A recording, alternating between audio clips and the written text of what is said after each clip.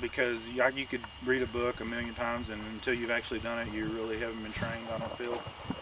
Yeah, So, it's one of those things we were just talking about. I see, I watch eBay and things. I see a lot of, for example, Israeli bandages, tourniquets and stuff. Every prepper wants to stock up on those and that kind of thing. And I wonder how many of those people have never opened one up.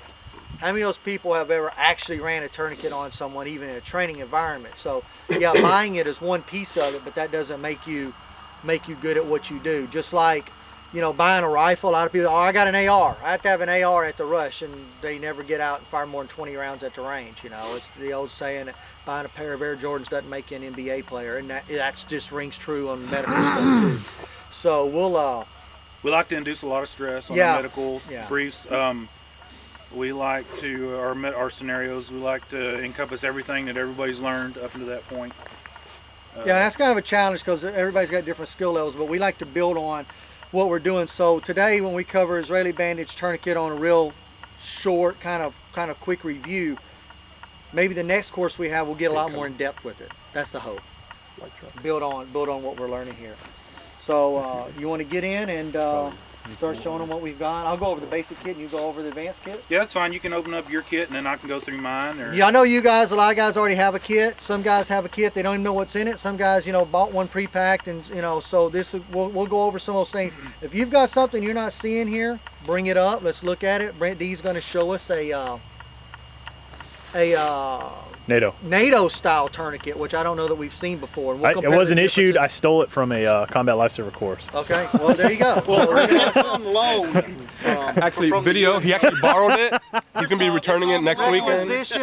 Requisition. Before we actually get in and dabble on the kits, I'd like to just go over some real basic stuff real quick. As far as a med kit or whatever you want to call it, okay, it's just like a firearm. Don't let anybody tell you how to run your shit. Okay, like the main nomenclature, they're called IFAKs, individual first aid kit. That's what it stands for, and it is for you only. Okay, just because you have a medical kit and your buddy goes down, that doesn't mean you're like all of a sudden the TAC medic and you're going to use your stuff to fix him. It is for you and you only. So me personally, I stock it on how I keep all the tools in here that I need or somebody else will need to save my life. So there might be some more advanced stuff in my kit than what you would see in somebody else's kit. So I want to make sure that if I go down and I'm incapacitated and I can't fend for myself, that my buddy that comes up to help me can open my kit, drag me to cover, work on me then or whatever. So think of that on that aspect, not what you would keep in here to save somebody else, but what would you keep in here to save yourself. You're also probably not going to carry something in your kit that you're not trained to use. Right. So, running saline bags and chest darts, if this is the only experience you got, you probably don't want that stuff in your kit. I have heard the argument of guys saying, well, I carry that shit in case there's a doctor in the area that's trained on it. Okay, it's a valid point, but the general rule is you don't want to carry anything in your kit you're not trained on, and you especially don't want to perform any type of procedure on a person that you're not trained in. So you got somebody choking, we're not going to give them a trach just because you got a pocket knife or a scaffold. So that's kind of a liability thing. Mm-hmm. It goes back to the do no harm. The old do no harm saying that combat medics have, which is they're hurt and you want to help them or do nothing, but don't hurt them worse than they already are. That's kind of what that comes back. That's a good general rule. Just as civilians, like there's certain laws that are in place that protect me and Bruce, but for everybody else that doesn't hold a state level certification, you are subject to civil and penal, criminal, penalties for pulling over to wreck and hurting and helping somebody. I mean, if you do more harm, you could be held in court and held liable for that.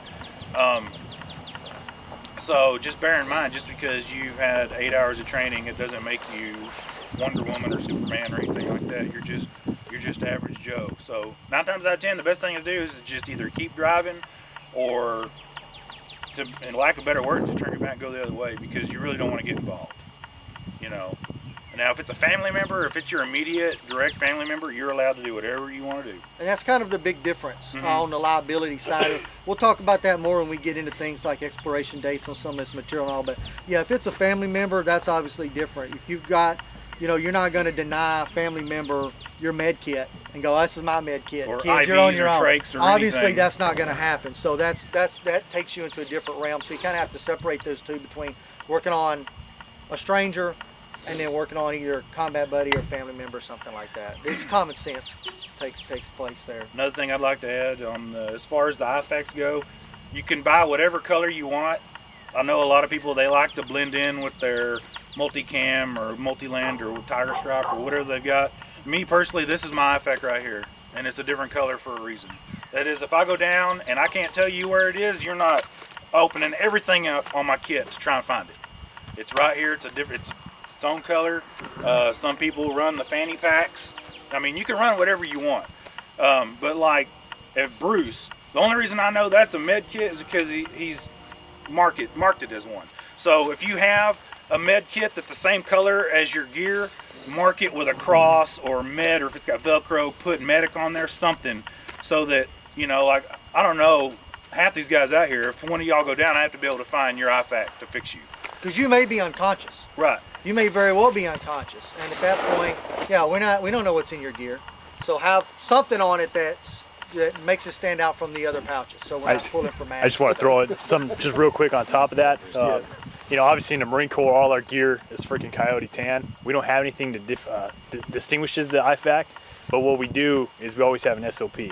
So IFAK is always on left side, no matter if you're a right-hand or left-hand shooter. So everybody knows where it's at. So, you know, that if you're not going to mark your gear, I mean, that's one way you can go around that. So, anyways. Yeah, and that's a good point. I mean, if you're operating on a squad level with guys that you train like every weekend and y'all are all set up the same, then that, you know, that, of course that works. It's all about, you know, familiarizing yourself, familiarization.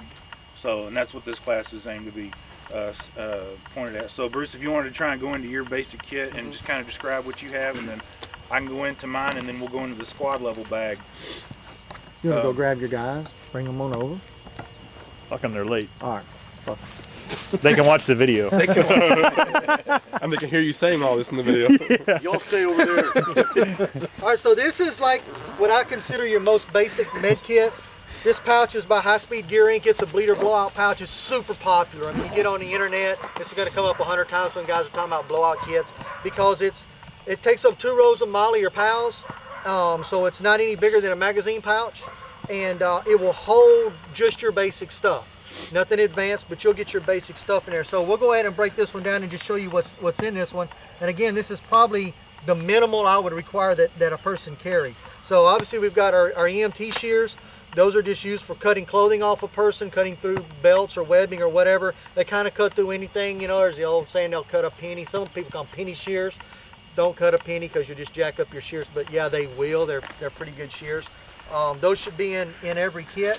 You open this up. We've got our tourniquet. This is a Cav Arms tourniquet. There are different ones out there. We're going to go over some of the different ones soon, but basically, boom, we've got a tourniquet there for your extremities. We've got an Israeli bandage, okay? There's 4x4s, that's a 4x4. There's 4x6s, 6x6s, there's different sizes. There's double bandages where they'll have a pad for each side. If you've got a gunshot wound through and through, those are great. It's just a matter, obviously they get bigger the more bandage you have, so it's something you have to figure out what you can pack. A single 4x4, as small as I'd go. I wouldn't carry anything less than that. On top of that, this is something that I've added. This is a non-stick pad. It's a 4x4 non-stick pad. It doesn't weigh anything. It doesn't take up any space. It doesn't cost anything. That from Walmart is $4 for a 10 pack. So get one of these. These are great to put on the wound first before your Israeli bandage, so that if you later on down the road need to remove the Israeli bandage, you're not ripping the clotted blood and everything off and open that wound back up. Does that matter if we get a gunshot out here? Probably not, because you're going to be at the hospital within 45 minutes and medics will have you taken care of. But if you're in a situation where you're out hiking, or, you know, apocalypse, or whatever the scenario may be, where you may be having a person bandaged for a couple of days, but now you're worried about sepsis, keeping that wound clean, things like that, possibly changing bandages, and that's where one of these comes in really handy. Since they don't cost anything, they don't weigh anything, it doesn't hurt to pack one away. This is probably the first thing that'll be packed on top. The most important thing is a set of gloves. There's different types of gloves. There's you know, different types of medic gloves, and the kind of preference changes every few years or whatever. You can research that on your own, but these are for you. They're not sterile. They're not supposed to be sterile. They're to protect the person. They're to protect you from the person who you're working on. You don't know what bloodborne disease that person may have. You might not want to get it.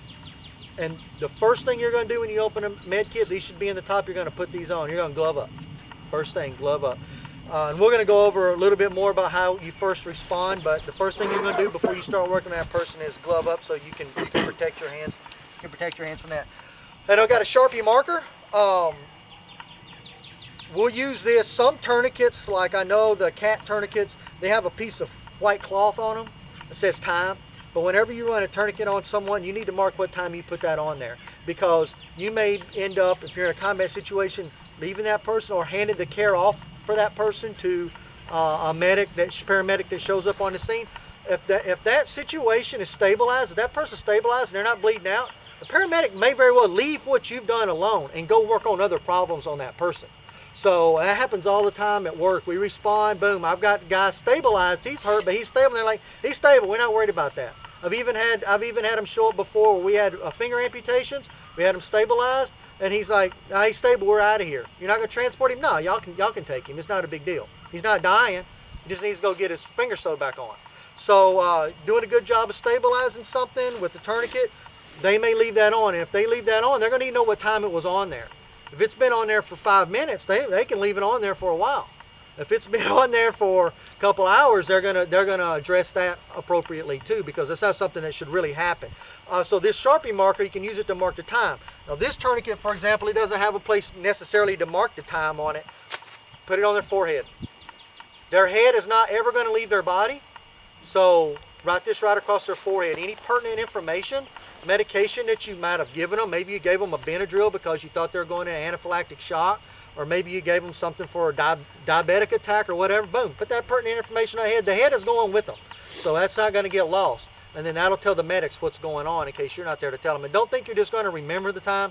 You're not. That's kind of why I like the cat teeth tourniquets, the cat tourniquets, because they have that little flyer on there. So as you're putting it on, you're like, oh yeah, I need to mark the time. You know, I'm not going to forget what I need to do with that. So those are great. Those are great for that kind of information. One other thing that I always have in here that I need to restock on this one. Light stick. This is for illuminating the injury at nighttime. Guys, it doesn't work that great. I recommend if you can upgrade to like a little flashlight, pin light or something like that, that's better, but these are like a couple bucks. So it doesn't cost anything. So if you're kind of on a budget, you're just, hey, putting together that one med kit, throw a chem light in there, and at least you've got some form of illumination if you need to work on them at night or low light. Also, you can use that for marking them if you needed to mark their location for whatever reason. You know, if maybe there's somebody coming out at night that are searching for them, seeking for them, so you can use that. So this is kind of an outlay of your very most basic kit. I wouldn't eliminate any of those things, but I may add things to that. So you want to show your more advanced kit, Ryan, and some of the stuff you've added to it? My kit that I have is kind of I would consider it an intermediate kit. This is what I feel I should carry in case I were to be incapacitated. A qualified person could come up and run most of what's in here. My bag, my IFAK, I ordered from TACMed Solutions. They have a vast array of different kinds of kits that you can buy. Basically, I've got kind of the basics as far as Bruce. I got a pair of shears. I got an Israeli bandage or a modular bandage. It's just how they want to gimmick it. I have a pair of sterile gloves, and the reason why I carry sterile gloves is because it's in a waterproof package. You know, so like a couple months ago, I took a dive in the river, and you know, I didn't lose any of my crap in my med gear. You know, Celox, which is some clotting agent. There's actually some clotting agent out called Quick Clot gauze. If you're going to go out and purchase some kind of clotting agent, I'd recommend the gauze, not the Celox, because it's a starch-based agent, and it will actually cause a exothermic reaction onto the wound, and it will generate heat. The Quick Clot bandage, it comes in rolled gauze similar to this. This is a non-sterile cling wrap. You just pack it. I mean, you're literally like sticking it in the wound. You're packing it, packing it, packing it, packing it. You don't wrap like you will gauze, you're packing it. I've got a set of grease bandages, and basically, this is for sucking chest wounds. And basically, you're going to open the package, take the grease bandage out, toss it, and you're going to use the wrapper. So, and you tape it on 3 sides with an open corner, and that allows you to facilitate a sucking chest wound. I carry a 14 gauge IV catheter. I'm sorry, this is a 20 gauge IV catheter, so somebody can start an IV lock on me. So if a paramedic does show up, they can just jack me in with an IV. This is something that I carry personally. It's an EMS field guide. This is loaded with tons of information as far as generalized protocols, gives you information on poisonings, prescription medications. If someone's taking a medication, it'll tell you what medications are compatible with what they're taking. I like to use it as like just a quick reference. And then I've got a couple of vena guards, which is what you use to affix an IV to somebody's arm. And then I've got some syringes. If I ever have access to an intubation roll, I can inflate the intubation cuff. I've got some Penrose tubing for starting IVs, or you can use your cat, whichever. And then, let's see, I've got a 16 gauge and a 14 gauge needle for chest darts. And then I've also got, I should have it in here, alcohol wipes are right here. So when I start an IV, I can wipe somebody down. And then also, the most important tool that I never put back in here once I took it out was my cat, so I don't have one. So, hopefully if I would need one, hopefully someone would have one close by. That's the only bad thing, and that's my bad. So that would require somebody else using their cat on me. Their combat applied tourniquet. And that's just me being a dumbass and not putting it back in there when I was going through it. And in the worst case scenario, somebody could use their belt, their shoelace. Yeah, you could use a belt, shoelace, any restrictive band or bandage. You could use a rifle sling. I mean, anything that you can use as a constrictive bandage. Kind of keep in mind, like on your tourniquets, especially when you get into improvised tourniquets, stopping that blood flow is the most important thing. But the narrower the tourniquet, i.e. shoestring or paracord, you're gonna do more damage. tissue damage you're going to do, and the more nerve damage that they could have if they do survive down on that extremity. The wider band is good. So I'm sure JC, you've seen guys they're doing surgery. They run wide bands, right? Probably 3 or 4 inch bands, because that's a lot better on the tissue than something narrow. Yeah. Next, we have what is normally called the squad bag. And normally, if you go on a foot patrol or vehicle operations, or you're convoying to another facility or site, the primary TAC medic would keep that, or the secondary medic would have that in their vehicle, and that is on a squad level. That can treat up to 3 or 4 persons at a time. We carry a lot more advanced equipment in that bag. We've got a SAM splint for fractures. Multiple Israeli bandages. I mean, it's more like, it's your upper echelon of medical treatment. We carry IV sets, tourniquets, I mean, bandages, everything. I mean, literally everything. There's your cat tourniquet. Those nasopharyngeal airway goes through the nose. If you can't secure an airway for somebody with the head tilt chin lift or the jaw thrust, you give them the nasal pharyngeal airway. And you said always go through the left nasal? Yes. You have one nasular hole that's bigger than the other, and it's usually your left. Penrose drain. Penrose drain for starting IVs.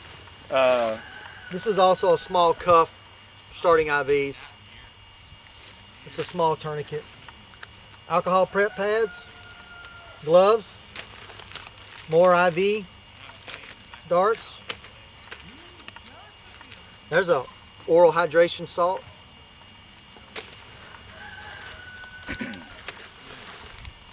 Got an ice pack. The rest of this stuff's gloves. BSI stuff. Yeah, BSI stuff. So body substance isolation. you can see you got a lot more stuff there, but you're not going to carry that pack on your on your gear, obviously. So a field medic would. He might have a backpack that has even more stuff than this, but it's a dedicated backpack. So as far as a personal blowout kit, no. But if you start collecting up, not all this stuff, but the stuff you're trained on for home, kind of golded, you know, that's all good stuff to have. You can kind of see how these kits build on one another. We're just adding more to it, but the most basic stuff in this kit is in here, usually ×2 or ×3. You're going to have it too. The generally, as far as TSG is concerned, our medical protocol is that if somebody is injured to the extent where we have to break that bag out, we're just going to transport you to the hospital. Unless it comes to the point where you're dehydrated, and nobody should have the excuse that they're dehydrated. Everybody should be drinking plenty of fluids.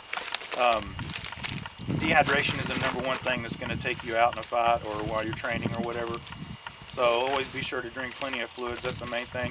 Rehydration salts and all that gimmicky shit that you see that Travis Haley and all them put out, stay away from that. Water. I mean, water, water, water, water. I mean, if you have a Camelback, run it. If you have a canteen, run it. I mean, you should be drinking about 1 liter to 2 liters of water every 3 or 4 hours. I mean, you should be, if you're not pissing, you ain't drinking enough. That's pretty much the rule. So if you're starting to feel dizziness, lightheaded, fatigued, you're starting to get the shakes, then it's already too late. You're already dehydrated. It's IV time. So, you know your own body. You know how to run it. So nobody has to be Superman out here. Nobody has to prove anything. We're not going to call you a pussy if you go down because you're dehydrated.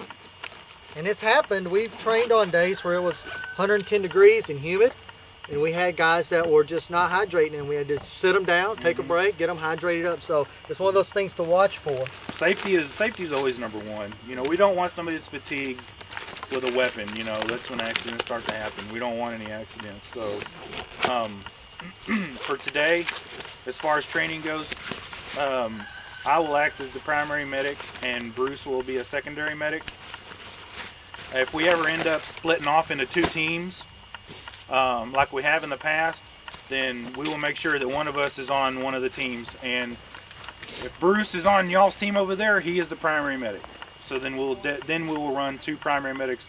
Generally, we like to run an RO, a range officer, a safety officer. Usually the medic can be the safety officer, but everybody can be a safety officer. They see something, you know, Oklahoma's a safe word or whatever. But as far as treating people and patients and all that, you can help. You can definitely assist if you want to, but just leave it up to me and Bruce for now until y'all have a little bit more training under your belts. So, and as the medical training, we could progress through the medical training. People are going to be allowed to do a little bit more during each medical training. So, eventually to the point to where you can test out after, I think it's 400 hours, and then you can get your tactical paramedic certificate, and then you'll be legit.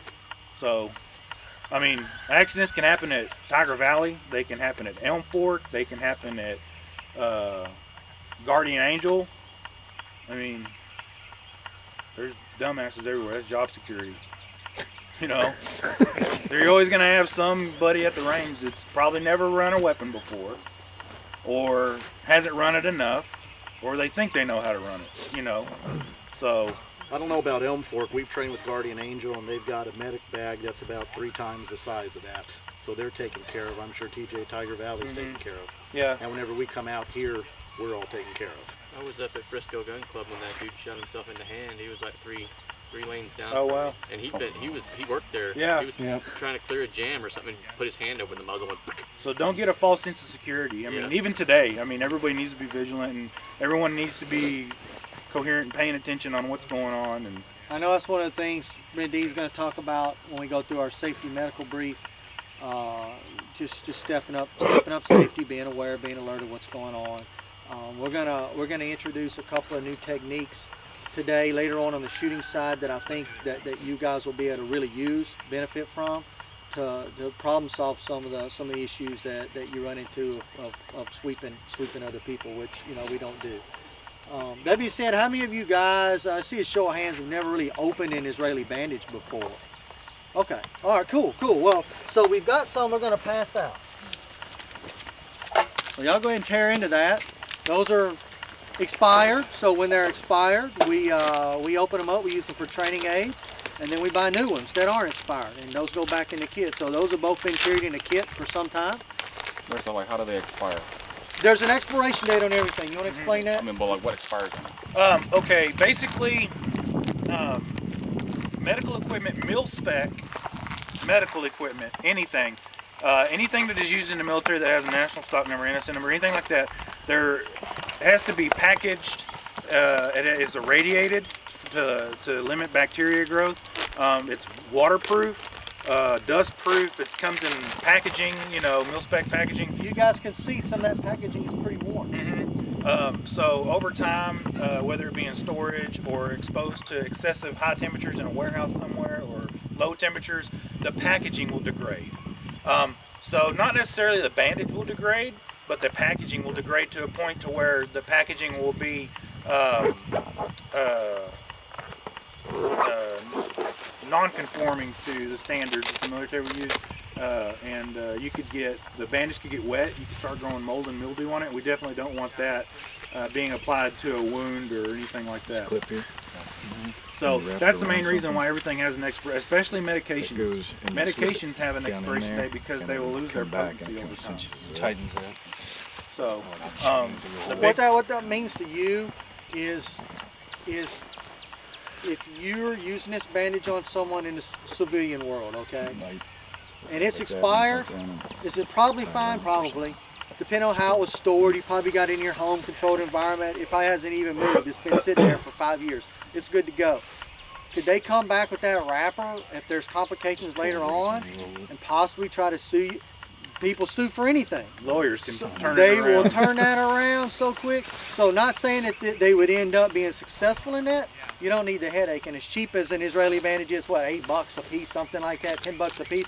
Dude, and they're good for 3 or 4 years before they expire. Swap them out as training aids, use them for training, show your family how to use an expired one, whatever. Buy a new one. It's just not worth the hassle on something like that. And as far See a demo.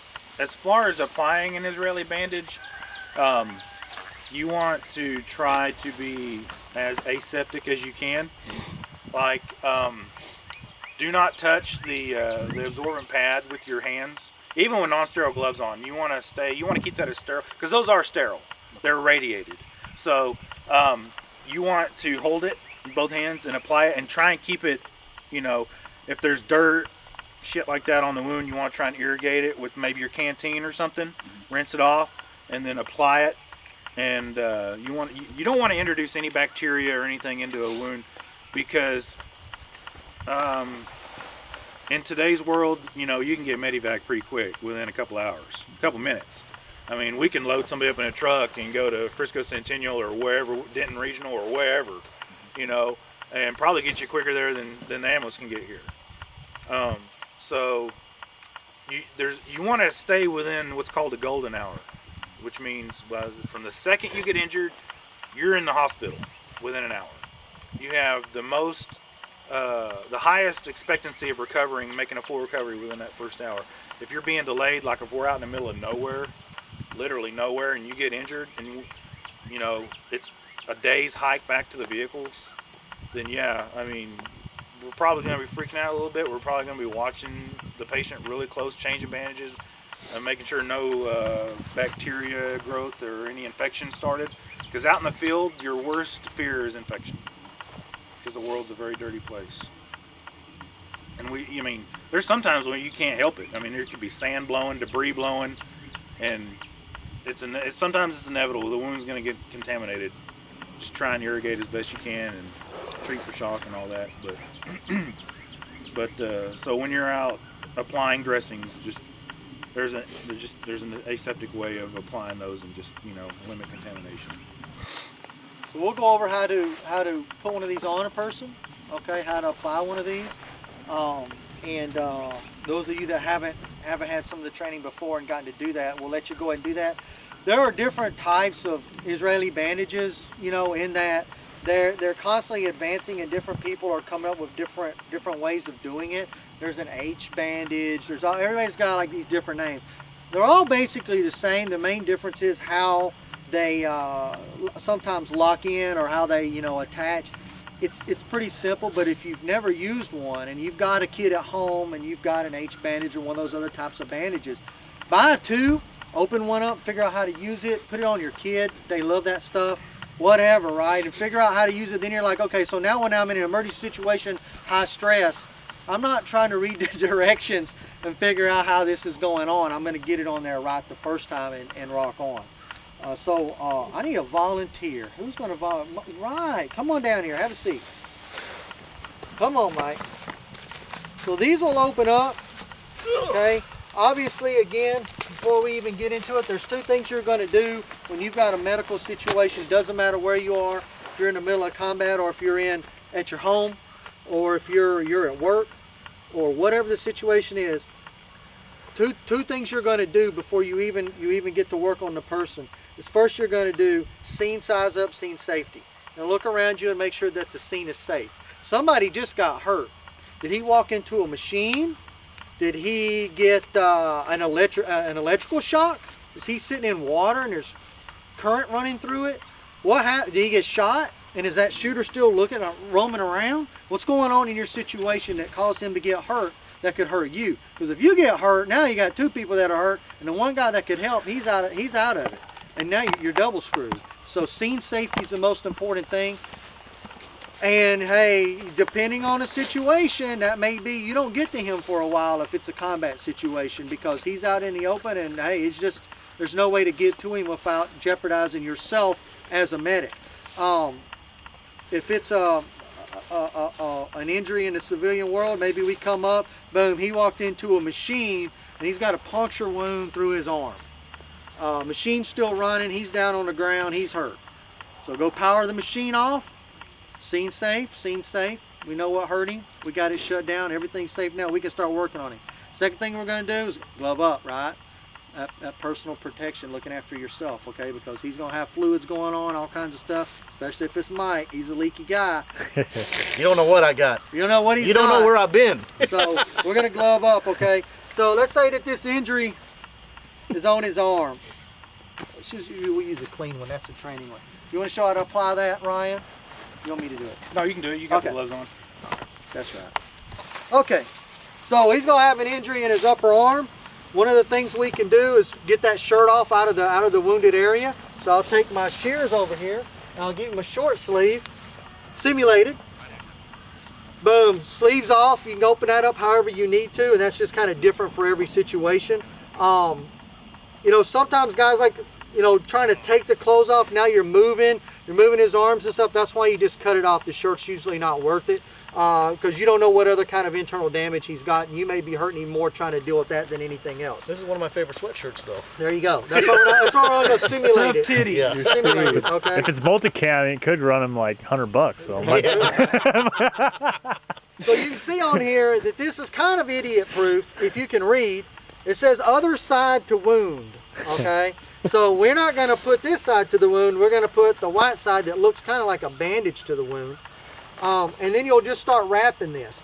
And one of the things you can do, there are some newer Israeli bandages now that are actually rolled a little differently, so that this is kind of rolled up and you can put it on there and you're not dragging this through the dirt, mud, or whatever's going on. It was. Okay. It had a string that would pop every time you unrolled Exactly. And so, and well, this one does too. Okay, so Yeah. this one's like that, right? So it kind of stays rolled up for you, and that's a pretty cool feature. So just put this side to the wound, okay, whatever the wound may be, and we'll start wrapping it. And the idea is to apply pressure to the wound area. You can kind of go below the wound, you can go above the wound. How much pressure do you want to apply? Do you want to squeeze the shit out of it? That depends. That's going to depend on what is the Apply situation. pressure till the bleeding stops. Yeah, it may not be much at all. It may be just that he needs to be bandaged. It may not need much pressure to stop. If it's a through and through and he's broken that bone and you know he's pouring blood out, it may take a lot of pressure. It may be a tourniquet situation, okay? If he's got, you know, arterial spray. So before you do this, you would put one of those non-stick pads down first? You could, absolutely. If you've got one, that's what you want to do. Now, what's cool about this butterfly here is that this can be used for tension. We're talking about how much pressure. I can run this through on the first pull, okay, and come back. Boom. And now I just put pressure down directly onto the wound. Oh, okay. This will do that, and then you're just going to keep going over the top. So if you need to use that feature, boom, that's what it's there for. And you probably felt some pressure. I did that. It tightened up. Most of your mil-spec bandages, anything military uses, is designed for quick application, because in a combat situation, normally, which we'll probably never be in here, but in the States, but if you've got more than one patient down and you're the only guy, I mean, you've got to apply, boom, he's good, go to the next guy, apply, boom, he's good, then you reassess, okay, we got another guy over here, apply, boom, he's good. So don't take your time. I mean, you need to be pretty swift as far as blood loss control, because that is the one thing in the field we cannot replace is blood. So we got him bandaged up. This is the little keeper, and all it is it's got like little teeth on it here, and you know, you just hook it in on itself and it will just hold itself right there. You can adjust tension with that a little bit too. Boom. Now he's good to go as far as the Israeli bandage goes. Well, something you're going to look at kind of aftercare is maybe in this case we didn't want to cut off the circulation. We're not running a tourniquet.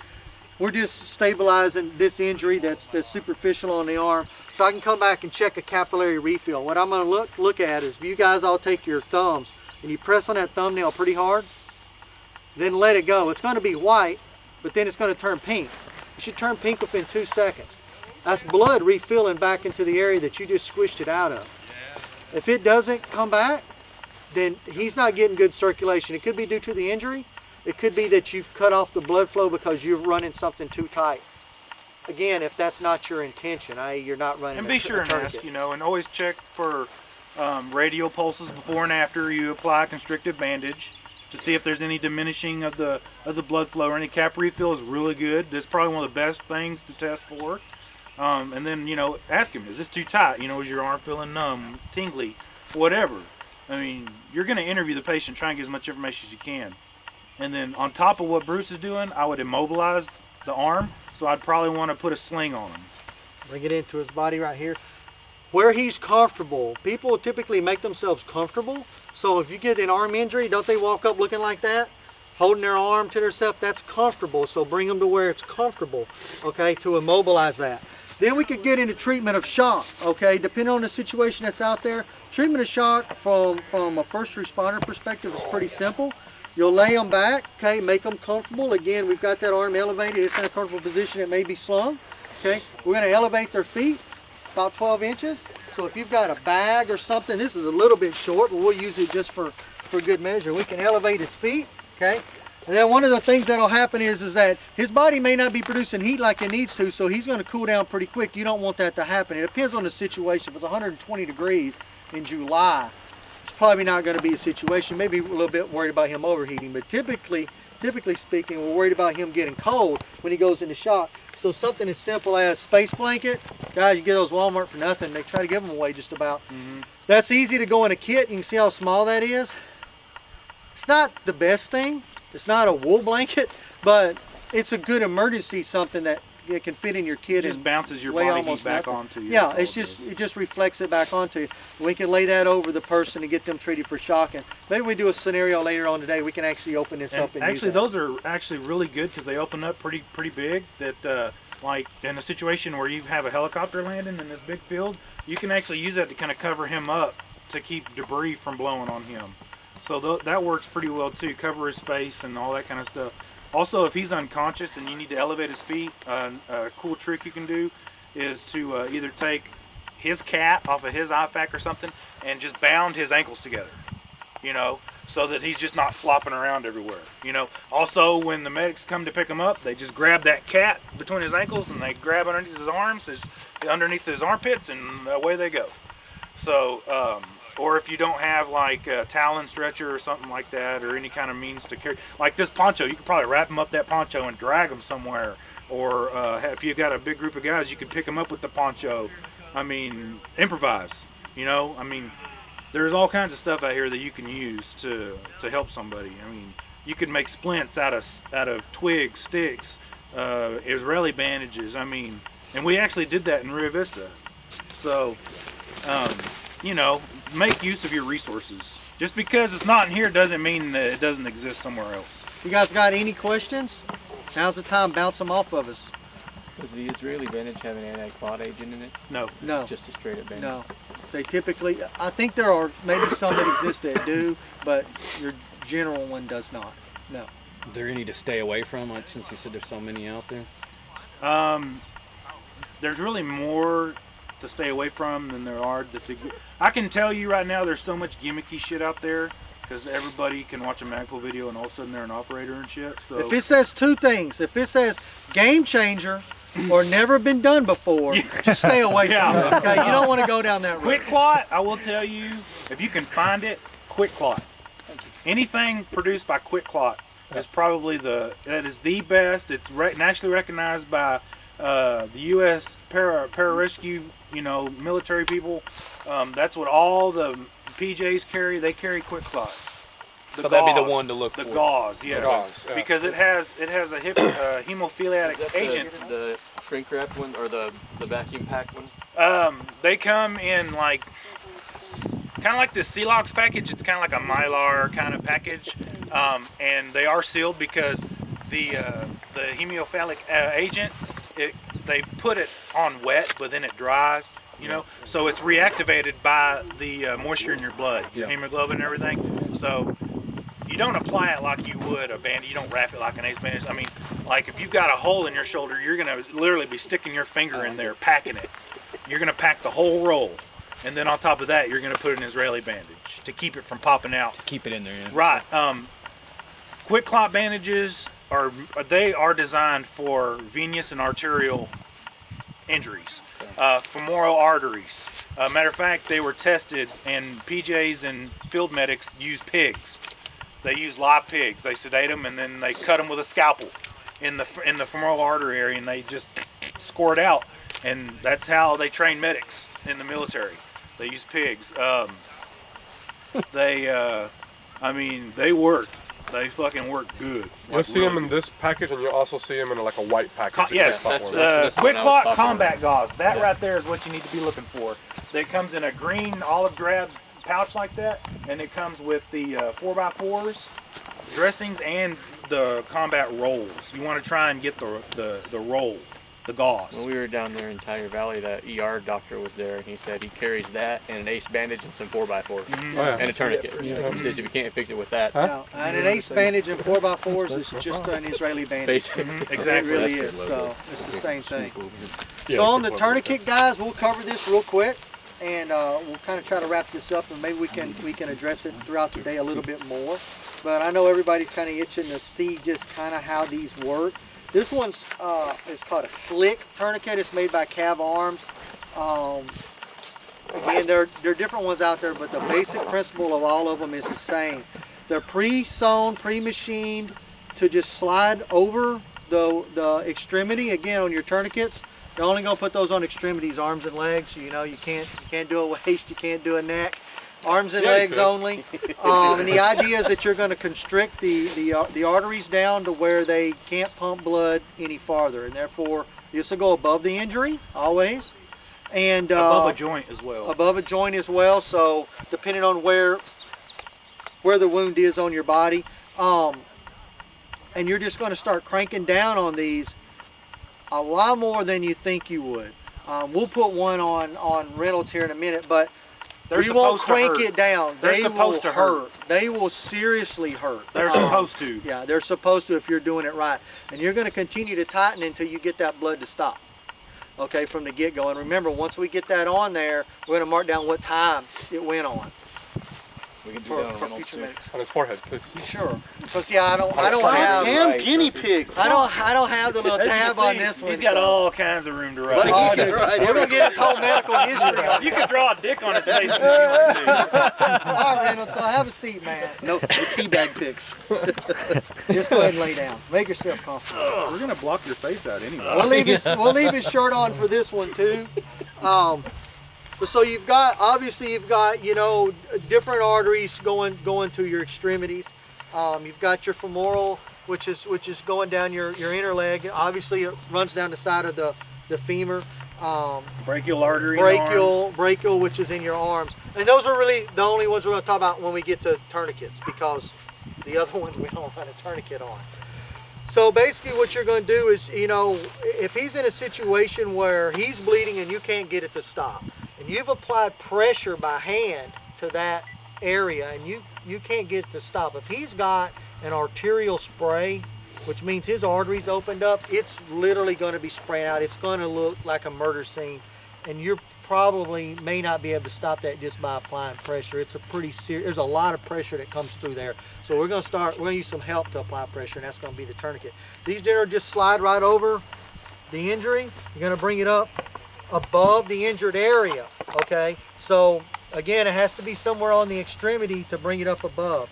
You can see this is big because it's made for big thigh, which is probably the biggest thing you're going to be able to run it on. We got a pretty small arm here, Reynolds, so you're just going to take out the slat, okay? And different tourniquets work a little bit differently. So if you've got something different, play with it on your own and figure out how it works. You've got what's called a windlass, usually speaking. That's what this is. And this is just, you just start to turn this, and as you turn it, it tightens up on his arm. You feel that? Oh, wow. Okay, well, I'm not going to go too far. And I just got started. So, tap out. And then once you get it, you guys can come around if you need to, or maybe just ease up over on your side. Once you get it as tight as you want it, I'm going to go right here. Are you comfortable? Okay. Then there's usually some way of latching it in, because if I let it go, it's just going to spin and loosen up. So I'll just latch it in right here and good to go. Damn. Arguments with the plastic ones is when it's really cold, they can break. I've not seen that on one of these tourniquets, but I have on some of the others that had smaller windlasses. Some of the tourniquets, like the soft tees, these are machined aluminum, pretty stout. The cats are metal too, yeah. Yeah, you ain't gonna break. You probably ain't gonna break that, but you may be tightening it down that much. Rod on the end of it. That's right. the windlass looks like a ink pen or something. Yeah. So anyway, you feel that? Is your I've got hand it getting over. numb yet? Same one. And anyway, you're going to tighten it down about twice this much. He's going to be in pain. He's not going to want it to be on there, and that's a good reason that you kind of lock this in, because if he can loosen it up and he's conscious, he probably will. And just so you guys know, a tourniquet is last resort. You're going to try and exhaust every measure you can before you try and apply that tourniquet. Tourniquets are mainly used for amputations.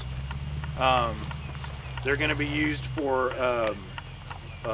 large lacerations, where you can see the bone and muscle tissue and all of the blood vessels, that you would use a tourniquet for that. Something that is too big for an Israeli bandage, or 2 Israeli bandages, tourniquet.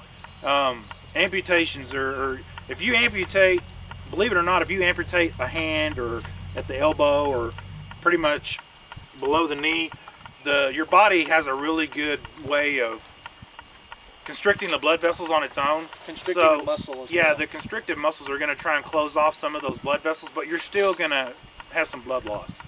So, like, if you have, like, let's say your hand got blown up by a grenade or something.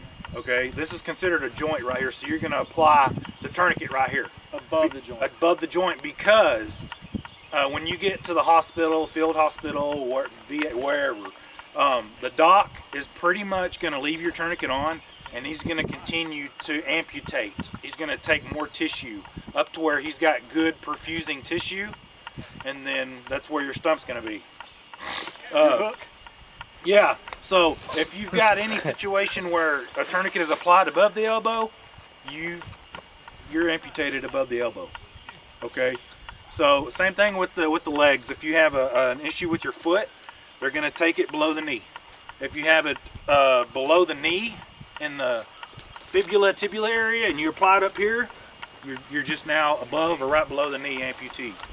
So if somebody's hurt on their hand or their wrist area, you're not going to apply a tourniquet up here, because they just lost their whole arm. So as close as you can, distal, away from the body, but as close as you can get it to the wound area and all that.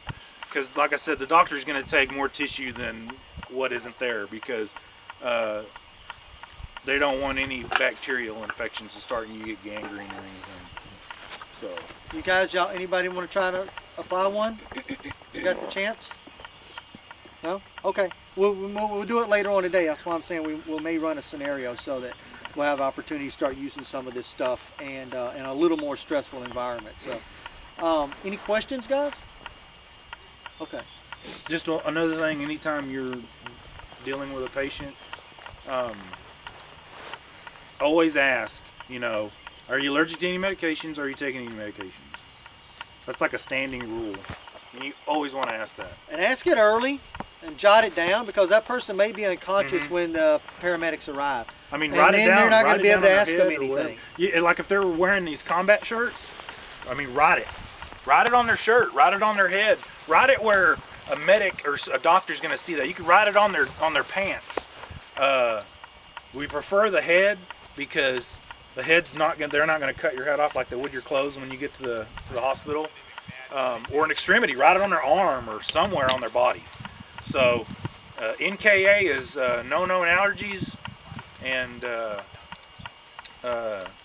put no meds, you know, if they're not allergic to any meds, or no pen for no penicillin. No pen, yeah, or if they know, ask them what their blood type is and write that on there. Because like I said, as soon as they get somewhere, they're going to get some blood. It's the one thing we can't give out in the field. So that's pretty much basic medical brief, medical training. So it's pretty basic, yeah. But if you actually go home, you guys got this stuff, or hey, hop on eBay, buy an Israeli bandage, get an expired one if you can, cheap, and you know, put it on your dog or put it on your kid, whatever. Have fun with it, you know. And yeah, it's awesome, man. Figure it out. And dogs are good because dogs don't like this stuff being put on them, so they can just be don't like a do what combative patient. Just don't do what Mike does. He likes to take his Israeli bandage and tie it around his neck in his closet, and then he likes to lean forward. Shower, right? Yeah, he likes that. Don't knock it till you try it, man. And we have an edited video. The hell it is. Okay, guys, since we got no questions, we're going to jump right into the medical brief, safety brief, which we do before every event, which Ryan and Brittany are going to explain what to do in the case of a medical emergency. And then we're going to go over our basic safety rules, firearm safety rules, and we're going to transition into the shooting side of stuff, start having some fun.